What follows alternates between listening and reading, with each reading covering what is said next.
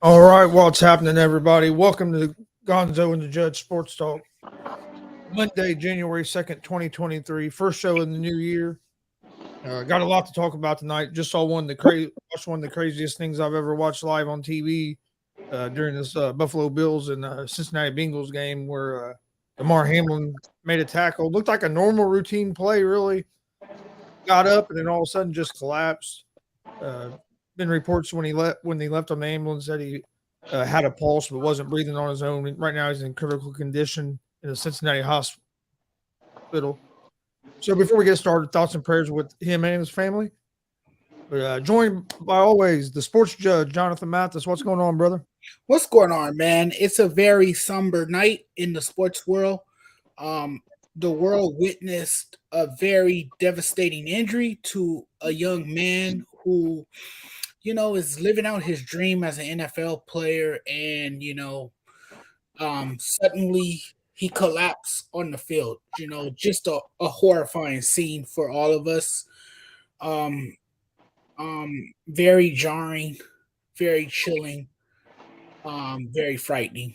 And I mean, prayers go up for him. I hope that he comes out of this and that there is a miracle for this young man. We're also joined by the stat guy tonight. How's it going, stat guy? Not much. Kind of just to pick off of what Jonathan said.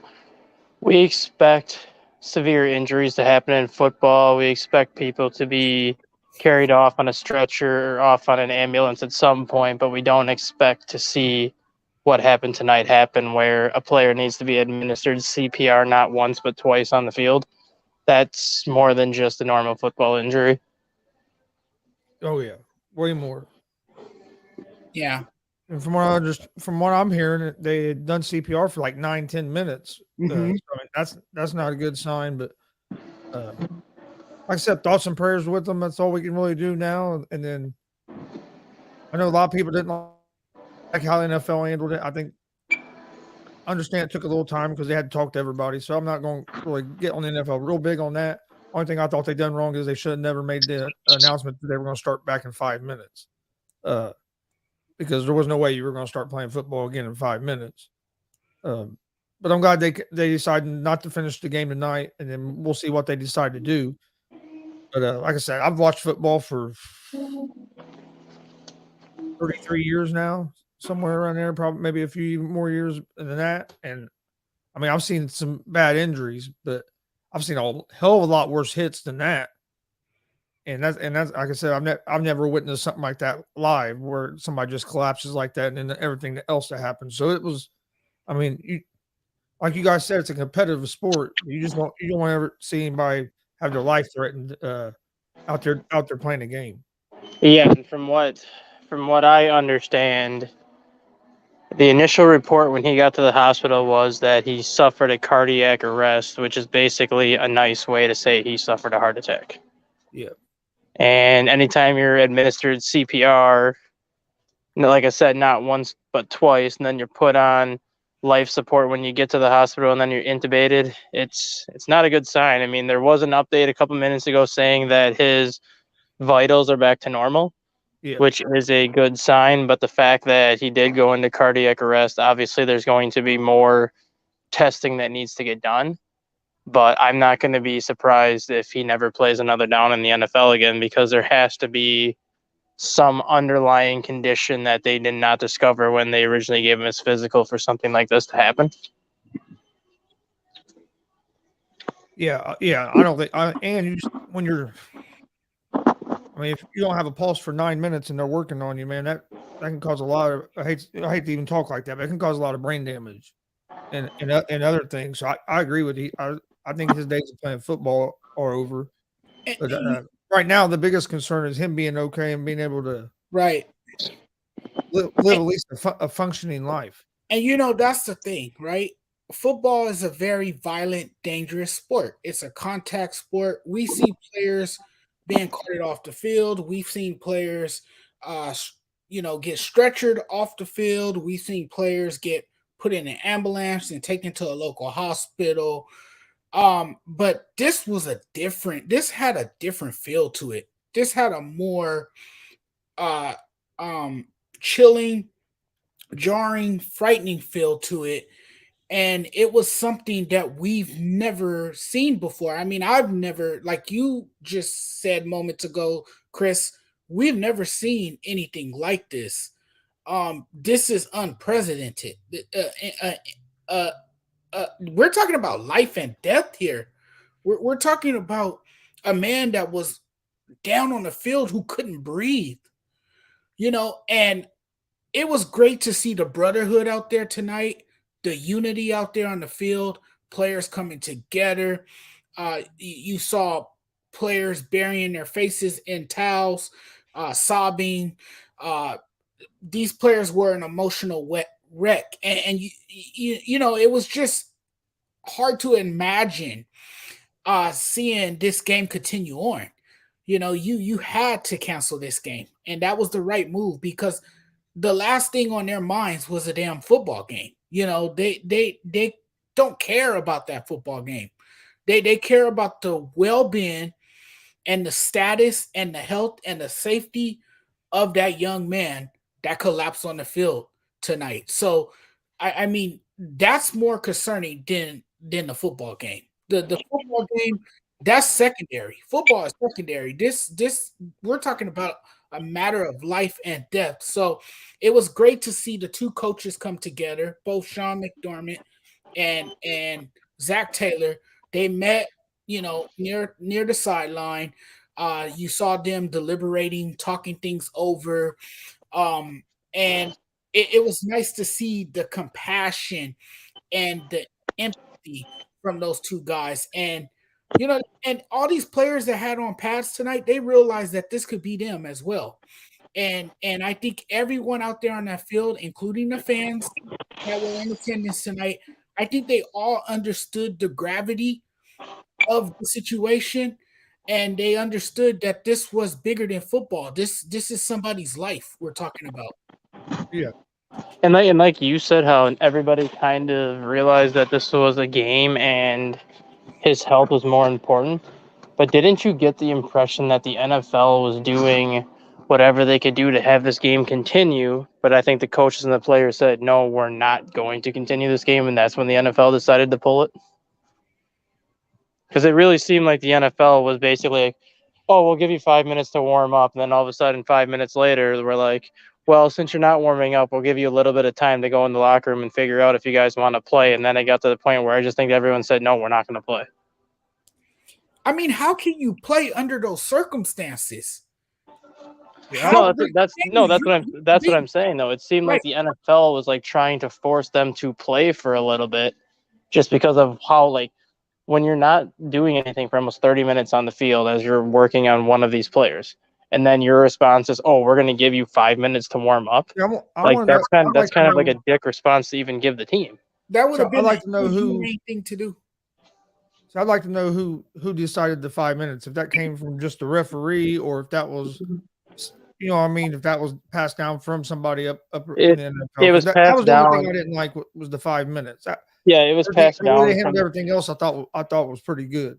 it was passed down from the league office just because they were on the phone communicating the whole time. So it came from the league office. That's why I think it got to the point where coaches and players said, "No, we're not going to play this game," because I think the league was trying to force them to play knowing the magnitude of this game, and it just got to the point where nobody on Buffalo, for that matter, was going to be mentally stable to play that game.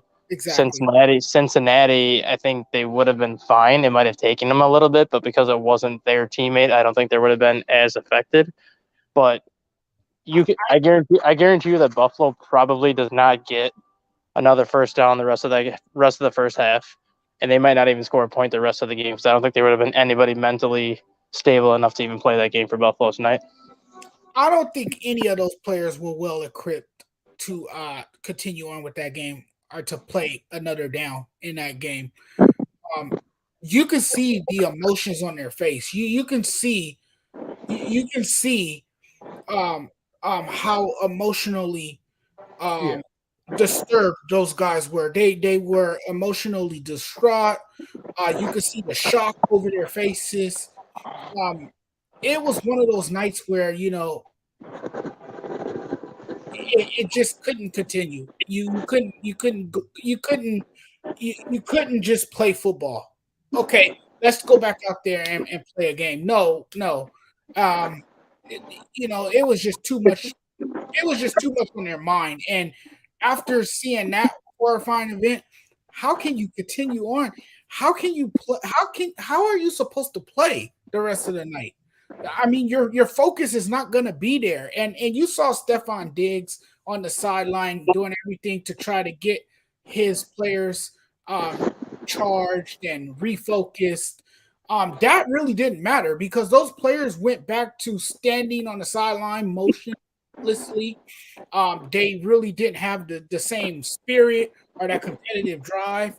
Uh, and it showed from their body language and just the way they were conducting themselves on the sideline. So I think this was a great decision by the NFL and by the coaching staff on both teams and the players as well to not, finish the rest of this game, to not resume play.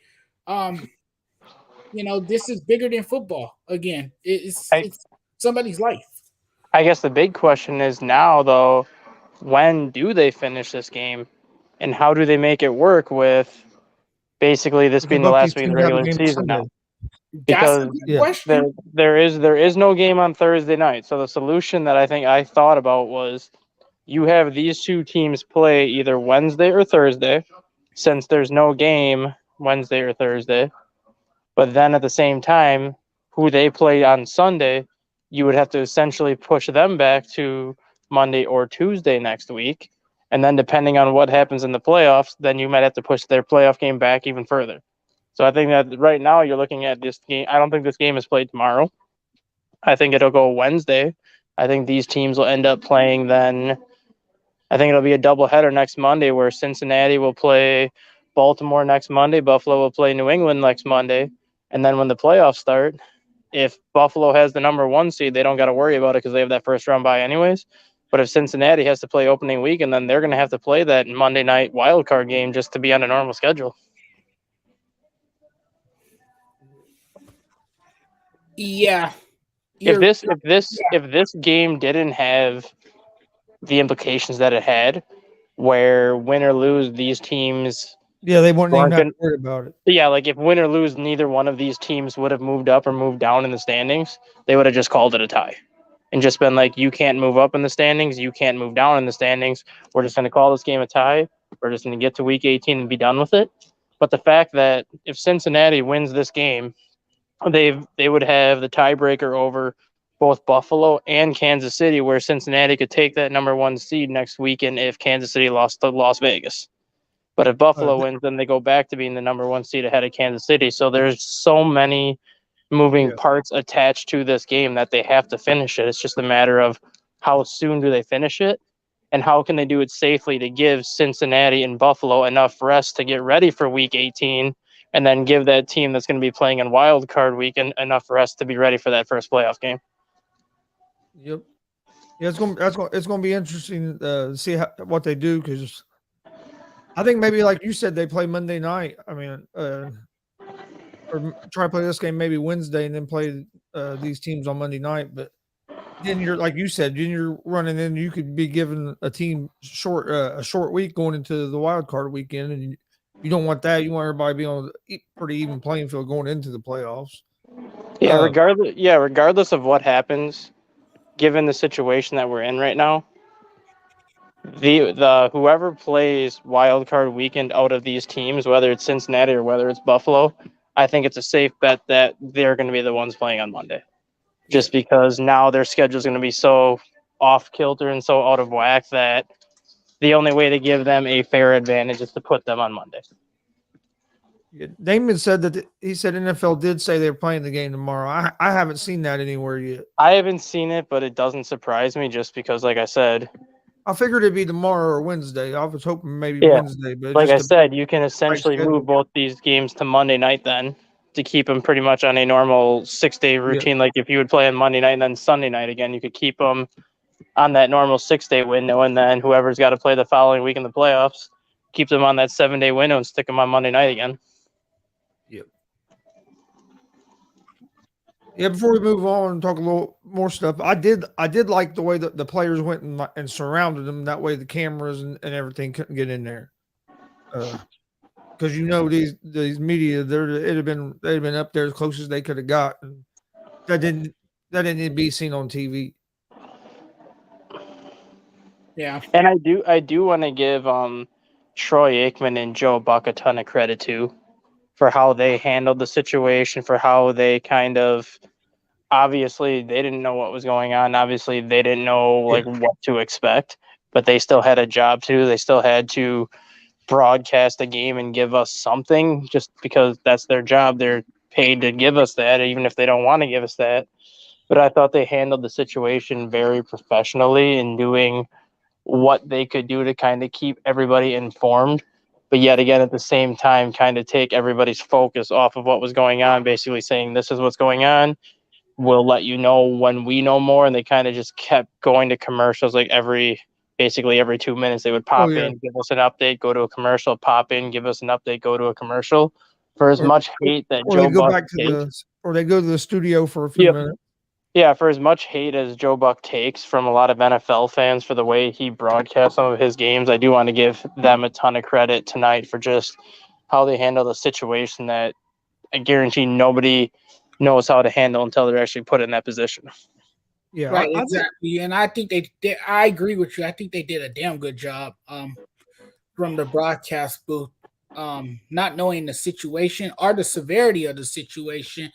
And they still found a way to call that game while we were at a pause.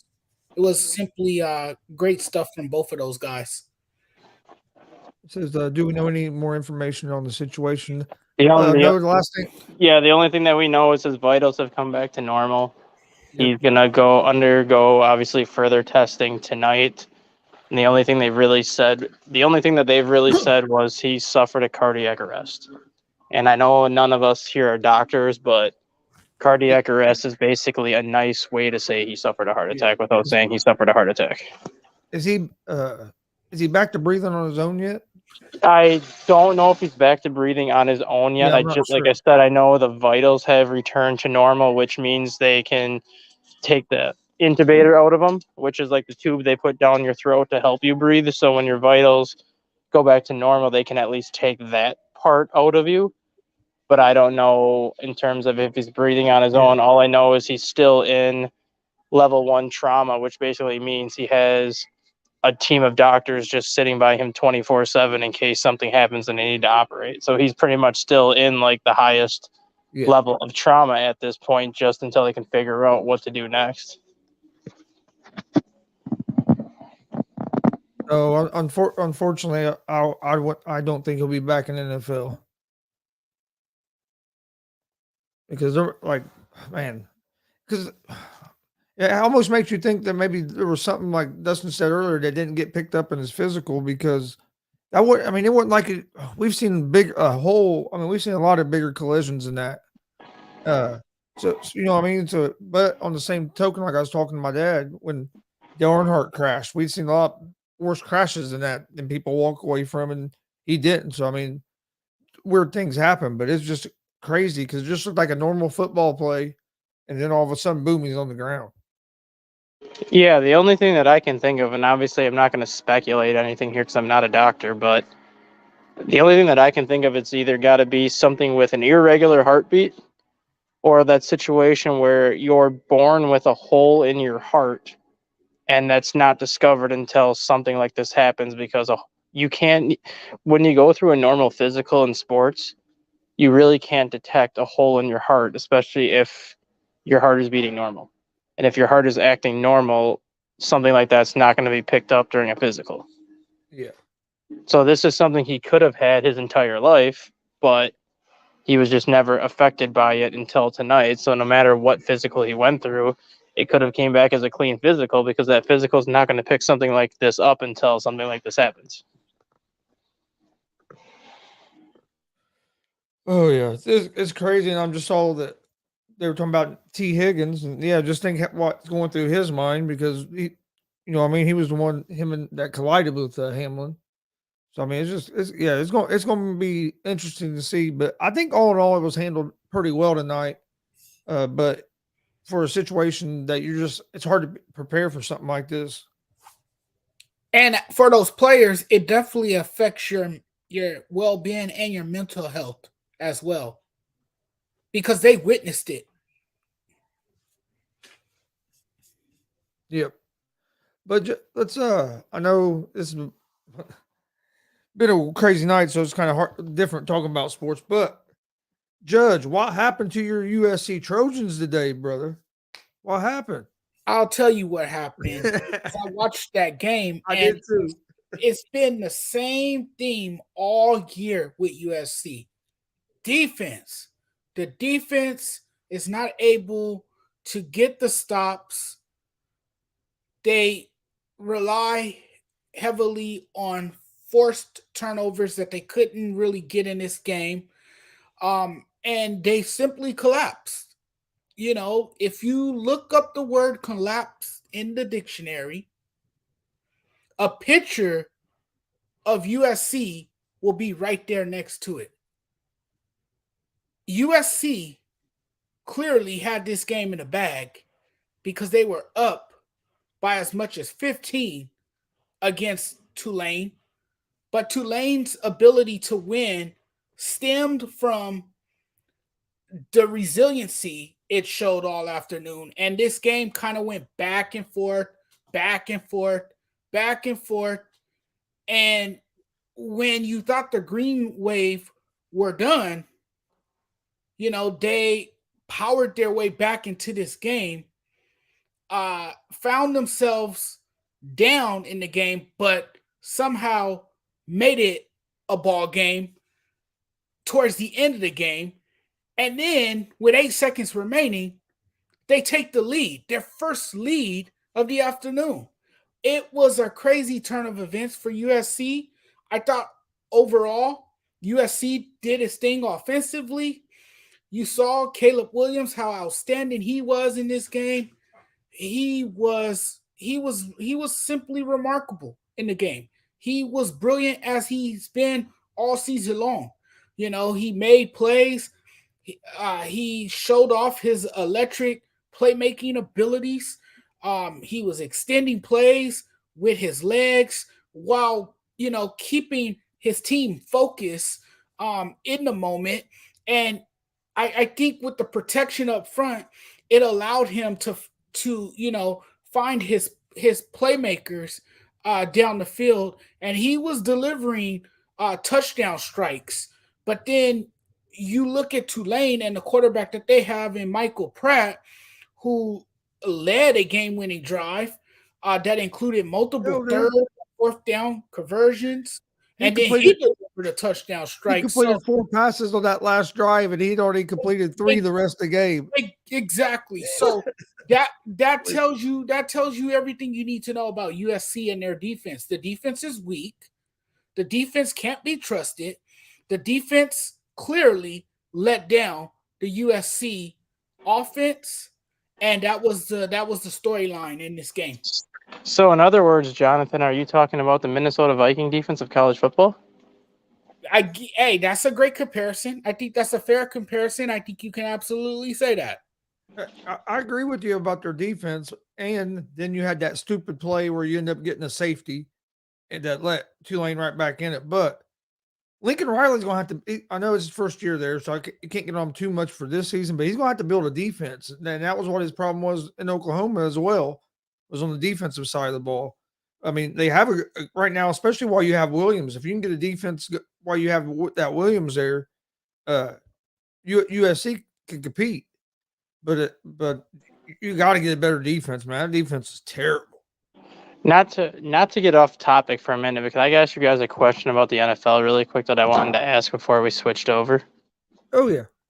So they did just drop the Week 18 schedule, and they flexed the Green Bay Packers and the Detroit Lions into Sunday Night Football. I personally thought they were going to put Jacksonville and Tennessee at the Sunday night game because that game was for the division. Looking at how they did this and how they flexed this game, this leads me to believe that the NFL is fixed. And the reason why I say that is the only way Detroit can make the playoffs is if Seattle loses to the Rams and if Detroit beats Green Bay. If Green Bay beats Detroit, they get in no matter what the Seahawks do. Yeah. The fact that they flexed Detroit and Green Bay into the 7 o'clock slot, Detroit's going to know whether or not they're in the playoffs before that game even starts. Because Seattle plays at 3 o'clock. If Seattle wins that game against the Rams, what does Detroit even have to play for? Detroit has to beat Green Bay to get in, wouldn't they? No, Seattle beat Detroit, so Seattle has the head-to-head. The only way Detroit can make the playoffs is if they beat Green Bay and Seattle loses. Well, that's what I'm saying. Detroit has to win that game against Green Bay. Yeah, but what I'm saying is if Seattle wins, Detroit can't get in if they win on Sunday night. So if Seattle beats the Rams, Detroit is eliminated no matter what happens in that Sunday night game. So essentially, Detroit's going to know what their playoff fate is before that game even starts. So if Seattle beats the Rams, which I think they're going to, what does Detroit even have to play for on Sunday night? They should have had Seattle and the Rams playing at 3, and they should have had the Packers and Lions playing at 3 o'clock also. So neither one of those teams knows what the other team is doing until the game is over. It's kind of like a fixed situation because now the Lions are going to know their playoff fate before that game even starts. They're going to know, well, Seattle won, so no matter what we do, we can't make the playoffs. And if Green Bay beats Detroit, Green Bay's in no matter what Seattle does. Yeah. Green Bay's the only one out of the 3 that controls their own destiny. Yeah, that's kind of why I think the NFL is fixed, because 9 out of 10 times, if there are 2 teams tied for the division lead or the division lead is on the line in that final game of the season, that is the game that gets flexed into that final week, which is why Jacksonville and Tennessee should have been flexed into that final Sunday night game because they're actually battling for the division. I would have been fine if the Packers and Lions got moved to 3 o'clock because then they're playing at the same time as Seattle is. No one's going to know the results of how the other team is doing until those games are over. Now it's just like, oh, Seattle won at 3 o'clock. Okay, Jared Goff, you're not going to start today. Okay, Amon-Ra St. Brown, you're not starting tonight because we can't make the playoffs anyway, so what's the point of throwing you out there? Yeah, I see what you're saying. I don't know if I'd say it's fixed, but I get your point, that if you play that game at 3, then the team don't know. But I don't know. It's going to be interesting. I think they moved it basically to the Sunday night because of Aaron Rodgers. Yeah, which is why I think I said it's fixed. Green Bay's hot stretch down, a hot stretch of late as well. Which is another reason why I said it. Which is another reason why I said it's fixed too. So He didn't hear me. What do you think, Judge? You think it's fixed? You know what? I hear theories. I hear theories about it, but I don't know. To be sure, I don't know if the NFL is fixed or not. I sometimes joke about these leagues being fixed because of course, it is a money making business. At the end of the day, and there's a lot of money um involved in professional sports. So, I mean, is it fixed? I'm not sure if we would ever know. We can sit here and make assumptions and say that this league is fixed, but I mean I don't know. But Dustin Stat Guy does have great points about it, and what he said. It sounds real and like it could make sense, but I don't know if I'm gonna say it's. I don't know. I don't know. It wouldn't surprise me. Another way you I'm not gonna lie. can tell. I will say this though, it's convoluted. It's very convoluted. Another way you can tell is if you watch that Packer Viking game. They did something this morning on NFL Network. I can't remember what they did, but there was several occasions that Green Bay basically tackled Minnesota wide receivers, and this is not Justin Jefferson. This would be Adam Thielen, T.J. Hawkinson, and K.J. Osborne, where they pretty much were mugging Minnesota's receivers. And the first two interceptions that Kirk Cousins had were because his receivers practically fell down trying to go for the ball, and no pass interference was called. But yet Minnesota puts a hand on Alan Lazard. It's a 15-yard penalty for pass interference. The NFL referees dictate who they want to win late in the season because it makes things interesting for the playoffs. I wouldn't be surprised if it is, but I haven't seen enough for me to say that it's fixed. But I mean, you see we saw missed pass interference calls a lot, and then you see the thing I don't like is how they change. Be consistent, call the game the same way from start to finish. If that would have been a penalty in the first quarter, you call it a penalty with 30 seconds left. Just because there's 30 seconds left, don't change the way you call the game. And that's another reason why I've always said the NFL is. That's what I want to see. Yeah, and that's the other reason why I've always thought the NFL was rigged, because you see that in every game where where referees are letting teams play like super physical for 3.5 quarters, but then all of a sudden with 5 minutes left in the game, every little touch follows a penalty. Yeah. But this is what I wanted to go back to real quick. Have you guys seen Skip Bayless getting killed on Twitter? I am, and I disagree because I read Skip Bayless's tweet, and it may have come off insensitive, but at the same time, it wasn't. Skip Bayless was trying to make a point that the NFL is a dangerous game, and people are going to get hurt. People are going to be carried off in stretchers and whatnot, and it's up to the NFL to still play this game because that's what their job is. They have to play this game, but at the same time, a person's health is more important. And I think people took it the wrong way, where people were trying to say that he thinks the NFL should have been playing the game without even worrying about the player's health, when that wasn't the case. He was just making a point that injuries are going to happen in this game. Injuries are going to be more severe than other injuries.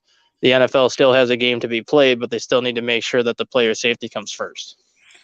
Yeah, see, people are saying the same thing about me. They saying that I took it the wrong way, that I'm very insensitive.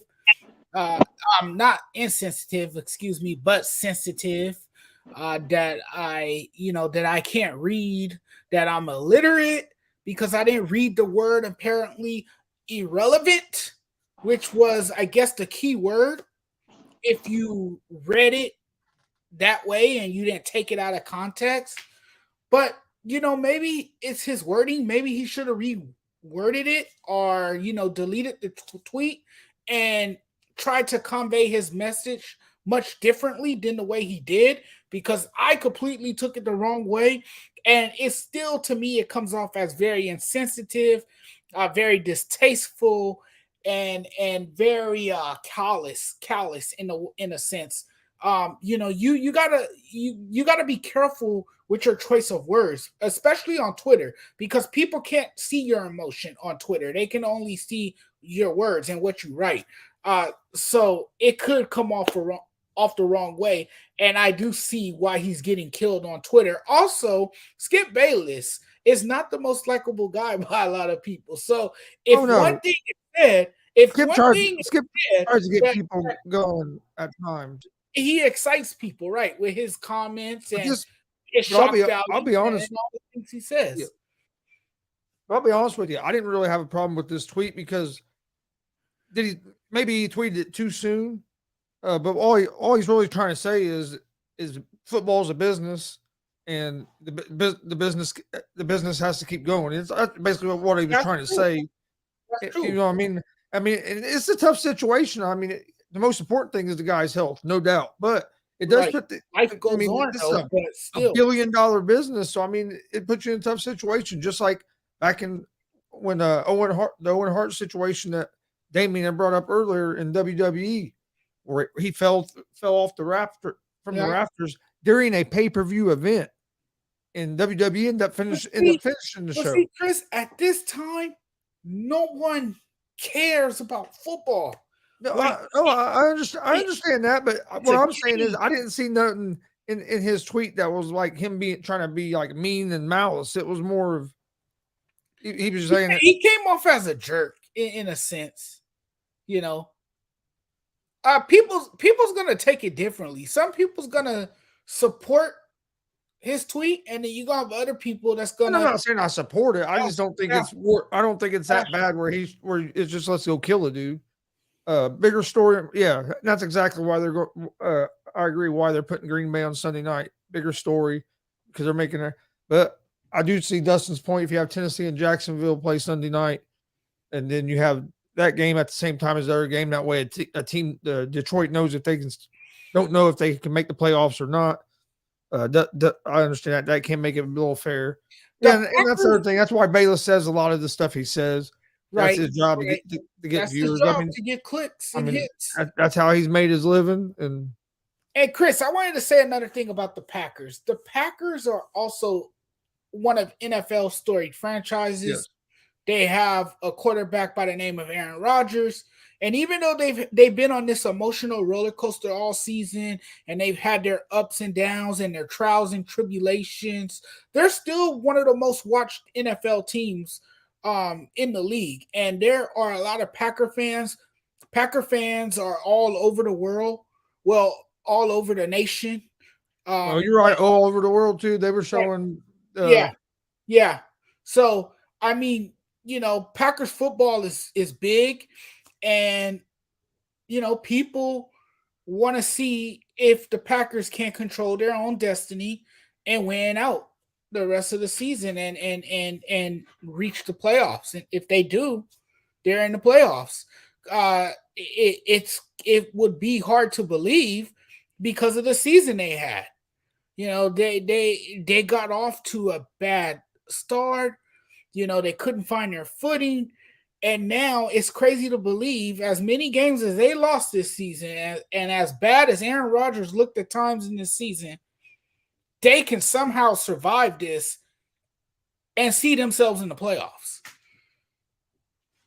Yeah. Win 5 games in a row, and then everything else they needed to happen happened.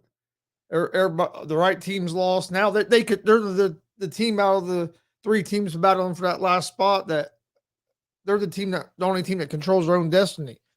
They win, they're in. So like Dustin was saying, if the Lions win, they need Seattle to lose.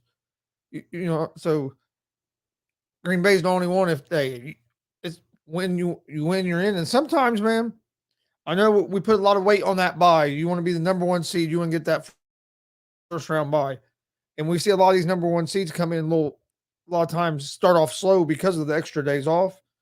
And then if you think about it, look how many wild card teams we've seen get hot at the right time of the year and make a deep run in the playoffs. I mean, on Saturday night, or not on Saturday, but Seattle that year, what were their record? Like 8-9, and they made a deep run in the playoffs, got hot at the right time, and that's what Green Bay's doing right now. I don't know if Green Bay I don't know if their offense is going to be explosive enough when they get in the playoffs, but their defense is playing their defense is playing better the last 3 or 4 games than what they were early in the season. Yeah, especially with stat guys at work. He had to jump off for a few, but he's actually now he's in the comments, and he's stat guy says, as a Vikings fan, I'm happy they lost. It gives him a better matchup with the Giants. Yeah, and the Packers defense has stepped it up a bit lately, particularly Jair Alexander. Alexander. I always struggle to say Alexander. I don't know why. I can't spit that word out, but you guys know who I'm talking about. He's the trash talking cornerback. You know what the hell I'm trying to say? Come on. Yeah, he's the trash talking cornerback who can get a little bit too big headed at times. And we've seen him do some talking, particularly with his ability to shut down Justin Jefferson. We all saw it, and we saw him after he broke up a pass. He mocked Jordan Jefferson by performing the gritty. I don't know if you've seen it, the video. Yeah. I was actually watching the game live when he Right. And after the game, he has some word for who we just talked about moments ago, Skip Bayless and Shannon Sharp. He called them out basically for saying that he's a good cornerback. He wants to be declared as a great cornerback. He thinks he is a great cornerback, and he is, but he doesn't have to make that known publicly every week. We know how good of a player you are. You don't have to remind us how good of a cornerback you are. We know. We hear you, Jair. We get you, my man. We know how good you are. So yeah, the Packers defense has played better of late, and that's been a huge difference as well as the offense. They've been clicking as well. You see Christian Watson stepping up big in that in that receiving corps. So things are coming together for the Packers at the right time. Let me ask you this: who do you think the Packers beat the Lions and make the playoffs this weekend? Ooh, that's tough. You got a Lions offense that can put up a lot of points. Right. It's going to come down to that Green Bay defense because they can't get in a shootout with the Lions. If Green Bay gets in a shootout with the Lions, I think the Lions win because the Lions will win because Green Bay don't have no explosive enough offense to now. But if their defense can stiffen up, keep the Lions to around 20, 25 points. I think Green Bay has an excellent or a great shot. It will be this game. It will be a tough game. I think Green Bay's going to win this game. I think Aaron Rodgers is going to find a way his way into the playoffs again. I think so too. I think the Green Bay Packers are going to find their way in the playoffs. I think they will beat the Lions. Now it's going to be a tall task for the Packers defense, holding a team like the Lions to 20 points. If they can even do that, if they are capable of doing that, they're going to have to do everything to their power to keep that Lions explosive offense at bay, because like you said, those guys can put up a lot of points and they can beat you in a variety of ways. But the Lions defense has gotten better of late as well. And the Lions have played encouraging football lately too. So it's gonna be a fun game. It's gonna be a very exciting game. There is so much at stake here. It's a much anticipated matchup. It should be a fun game. It's gonna be a fun watch. Dad says, how many teams in the NFC do you really think have a chance to win the Super Bowl? The 49ers? I would say the Eagles, the 49ers. Eagles and 49ers, I feel the most comfortable about. The Cowboys, if Dak Prescott clean up his foolish mistakes, which I don't see happening. So I guess they're not really that much of a threat. Oh, come on, man. Don't do that to me. Tell me I look like, oh no, I guess Aaron Rodgers ain't terrible looking, but I don't know if I look like Aaron Rodgers. I'm a Colts fan, but hey, who knows? Maybe Colts are looking for a quarterback. Damien said, "I hope the game ends in a tie, and neither one of them makes it." And actually, Dup, you're kind of right. Especially if I took my hat off, I would kind of let my hair grow out, and if I had my head down, it would kind of look like Aaron Rodgers. Dustin says there's 6 teams in the NFC that could win the Super Bowl. My dad says he thinks 2. Dustin says Philly, Buffalo. Oh, okay. Philly, Buffalo, Yeah, Kansas okay. City, Cincy, and San Francisco and Dallas. So in the NFC, he thinks 3. So 3 in the NFC. That's about what I think. Maybe 3 in the NFC. And Yeah. he's saying 3 in the AFC as well. But Dad said the 49ers and the Eagles are the 2 teams he thinks in the NFC. Damien, 3 teams, Eagles, Bucks, and Seahawks. I don't think the Bucks or the Seahawks are going to be. But like I said, you never know once you get to the playoffs, you never know what's going to happen. They don't scare anybody. The Vikings don't scare anybody either. I think behind Aaron Kurtz and Facade, if the Vikings could just tighten up that defense, because I mean they have a pretty good offense, but they're I should say, or good offense, but their defenses, man, is what's slowing them down. To me, they're anything but terrifying, though. The Vikings right now. But what team is terrifying in the NFC right now? Shoot, the 49ers. Hey, I was on the 49er train a long time ago. You were on the 49ers train while everyone was on the Eagles train. And the Cowboys train. Damien said the Vikings need a QB. Oh man, why all the Kirk Cousins hate? Why we gotta have all the Kirk Cousins hate?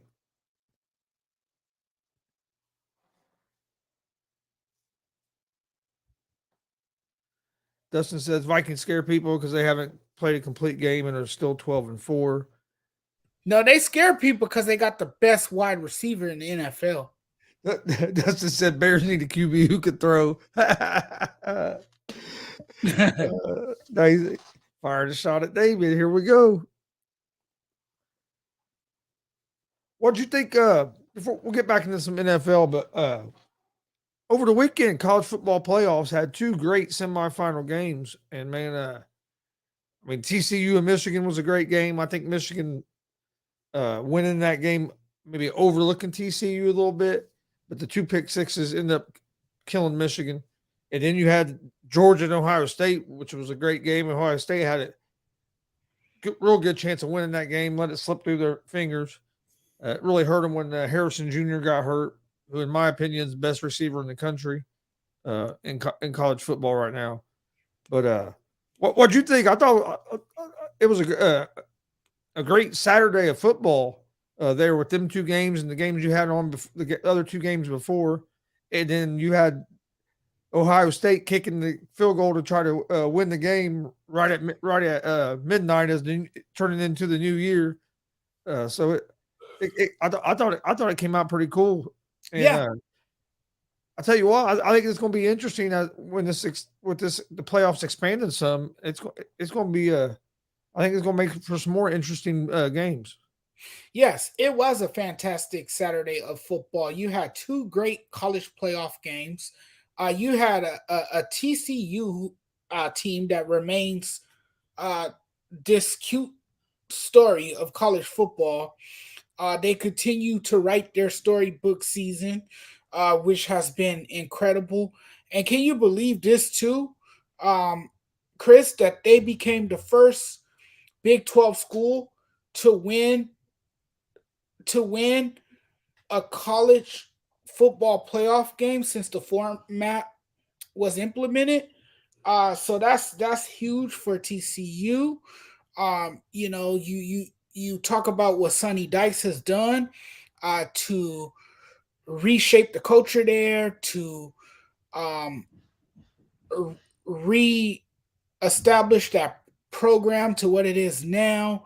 And TCU, they were the underdogs coming in to coming into the game. And Michigan, I mean, when you look at Jim Harbaugh's teams, they usually dominate during the regular season. But when the games really count and when there is so much at stake, that's when his teams usually fold. And I mean, he hasn't really done much. His teams haven't really done much in big moments. So was it much of a surprise? Sure, but then at the same time, it wasn't really a surprise because we know the history and we know that Jim Harbaugh and Michigan has disappeared in big moments, and that's what we saw on Saturday. But when you look at the game, early on, TCU set the tone. Their offense was solid early. They took a big lead early. They led by 2 touchdowns, I believe, early on in that game, if my memory serves me correctly. But the thing that hurt Michigan the most were the damn miscues. They had a lot of miscues in that game. You had the fourth and goal. Was it fourth and goal? Where they were denied. They were denied a touchdown. Yeah, and there were some questionable calls in that game as well. There were, but at the same time, you can't, you can't. You know what? Yeah, you can't let that beat you. What killed Michigan? You can't let technicality win. Like you have to eliminate some of those mistakes that you made. Yeah. They made too many mistakes, and they made too many mistakes. The 2 pick sixes really killed them. Exactly, or they would have won that game. That was uncharacteristic because JJ McCarthy very rarely turns over the ball. He takes care of the football, and that's something that Michigan has been great at all years, taking care of the football. And when their running back Donovan, help me with his last name. Their running back. Yeah, see, you going blank too. You're going blank too, but you know who it is. He was able to get to the second level of TCU's defense, and he Edwards. There you go. He picked up a chunk of yards on that play. I thought it was going to be like that all day. I thought Michigan was going to run the ball. Yeah. They do so well. I thought they was going to pound the football, and that's where I was going to beat up on TCU. I really that's did. where I'll give TCU some credit because I had Michigan win that game, and the main reason was I thought Michigan would control the line of scrimmage on both sides of the ball, offensive line and defense. And that's what I thought too. TCU was able to control the line of scrimmage, and that surprised me. And right, hey, Michigan made mistakes. Now, I don't know if TCU is going to be able to do the same thing against Georgia, but with that being said, I mean Georgia could have very easily lost that game to Ohio State. Like I said, Ohio State let that game slip through their hands. They probably should have won that game. And because I ain't gonna lie, I was rooting for Ohio State and Michigan just because I'm a Big Ten guy. I'm an IU fan, but we don't talk about IU football right now. They're not very good. But with that being said, I was hoping for a rematch of Michigan and Ohio State for a national championship. But okay, that'd be pretty cool for the Big Ten. Both of them end up losing. Now we're getting Georgia and TCU, and it's going to be fun to watch. And it's going to be fun to watch because now you got the underdog. You got David versus Goliath. So you got the underdog versus a Georgia Bulldog team that is looking to win its second title in back-to-back years. Yeah. Do you think TCU? Do you think TCU is going to be able to keep up with Georgia? Do you think if they can control the line of scrimmage, who's going to win the game, Georgia or TCU? Georgia has nothing to lose. They're playing with house money now. In a big game of this magnitude. I mean, Georgia's trying to repeat, so I wouldn't say Georgia's trying to repeat with house money. There's some pressure on them. But there's some pressure on them, but more people have Georgia winning over TCU. Oh yeah, well, that's what I'm saying. They're going to be the favorite, so that you have that pressure on you. The team that really don't have pressure on them, to me, would be TCU, because nobody expected you to be in the national championship game. True. Right? And So TCU, I think TCU's going to go in there with nothing to lose because hey, we've already made it farther than anybody thought we was going to. right, So and they've been doubted all year. that's TCU. that's why I think there's more pressure on Georgia because they're trying to repeat, and you're supposed to be the kind of taking college football over from Alabama, and then if you lose to the underdog, you know what I mean that kills all that momentum. So America likes to root for the underdog. And I like TCU. I think it's a cute story. I think it's football's cutest story. You know? yeah, and that's what I was saying, Dustin. They won't have nothing to lose because nobody expects them to win. It's going to be fun. It's been fun to watch the Horned Frogs. It really has. And I mean, says it would be great for college football for TCU to win. It would. They threw the kitchen sink at Michigan, though. They did. And D. Winters, he was flying all over the field, you know, making plays, and they were taking advantage of Michigan's miscues, and they were able to capitalize on those mistakes. You know, the momentum, to me, the momentum shifted after that pick. After J.J. McCarthy threw that pick six, that's when the momentum kind of shifted in that game. You know, J.J. McCarthy just didn't look like himself. You know, and there was uncharacteristic throws from him. You know, there was a ton of mistakes that Michigan never really make. You know, and that's another thing. This game was so bizarre, Chris, because usually Michigan gets off to a fast start. They didn't. And usually TCU is the team that's playing from behind. Yeah, TCU is a team that like to mount comebacks. They have done that all year, found a way to pull off improbable, miraculous comebacks. This time they didn't have to do that. They just had to hold off Michigan as Michigan tried their luck late in the second half, but it just wasn't enough to pull it out in the end. Yeah, Dad said he's going to be rooting for TCU. That's who I'm going to root for. I like the underdog. I do too. I like underdog. Dustin says, look at last year since he played a better game against Georgia than Bama did. I just hope it's a good game, and it won't matter which team wins. I just hope we have a good game because of especially if TCU, even if they don't win, if they're competitive. I think that helps college football tremendously. So it's going to be fun to watch. And this weekend got all the NFL games with playoff implications, and then Monday night we get that championship game. So good fun time in sports. NBA starting to get deeper into their season. My Pacers are playing good basketball. Picked up another win tonight. We won four in a row now. And we won and against some of the better teams as well. We beat the Clippers. Who else? We beat the Clippers, the Cavs. I mean, we're beating some of the better teams, so that's nice to see the Pacers finally playing some pretty good basketball early. It's still early in the season, so I'm not getting too hyped. But I think you're going to see the Indiana Pacers in the playoffs this year.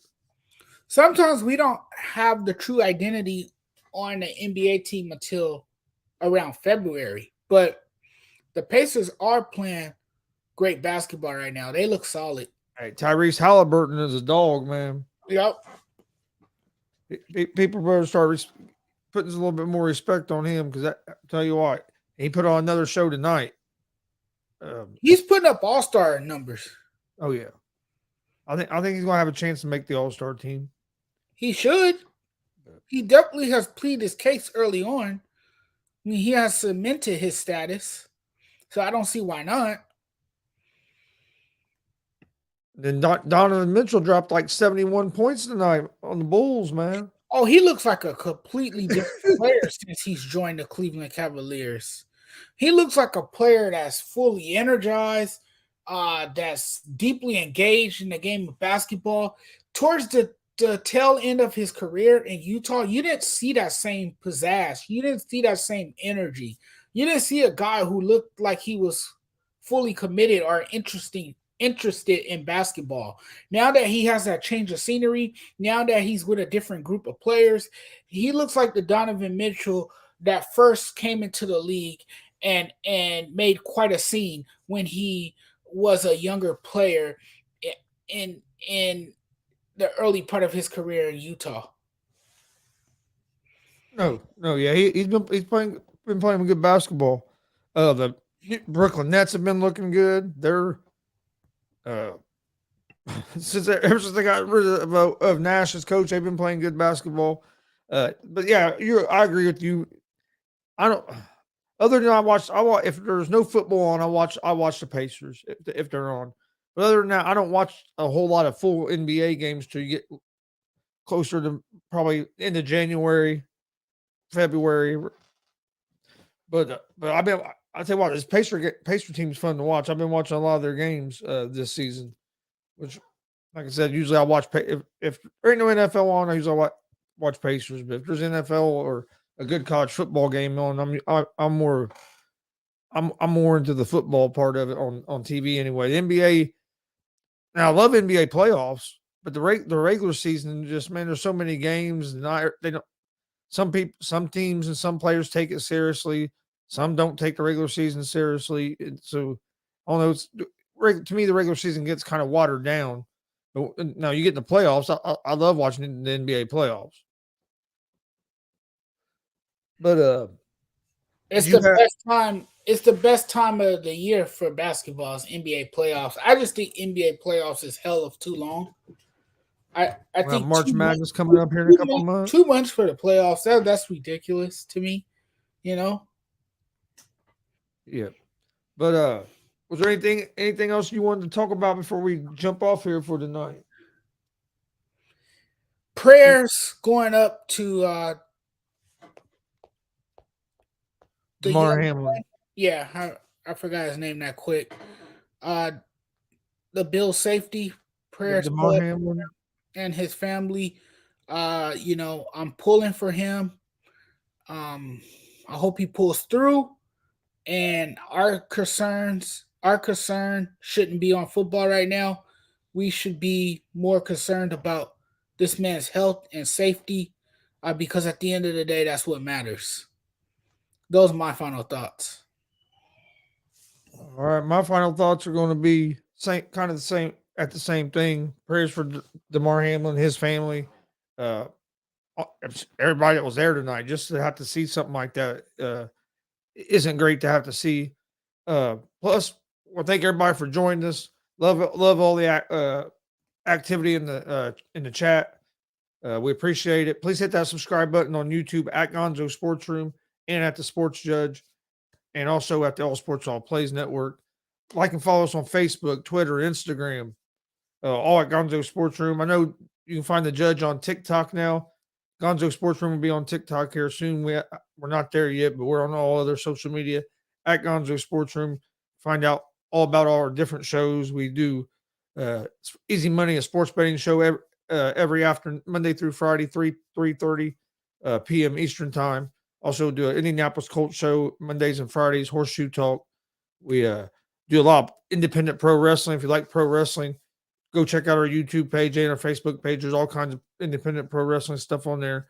We've had shows that Mick Foley's been at, the Boogeyman, Rikishi, so the Rock and Roll Express. So you can find all that stuff on YouTube at Gonzo Sports Room. We appreciate all the support. I know on behalf of me and the Judge, first show of the new year, we appreciate all the support that we've gotten so far. But hey, tell a friend about us. Hit that subscribe button. We greatly appreciate it. And we'll see you guys Wednesday night, 11 p.m. Eastern, for another episode of Gonzo and the Judge Sports Talk. Everybody have a good night.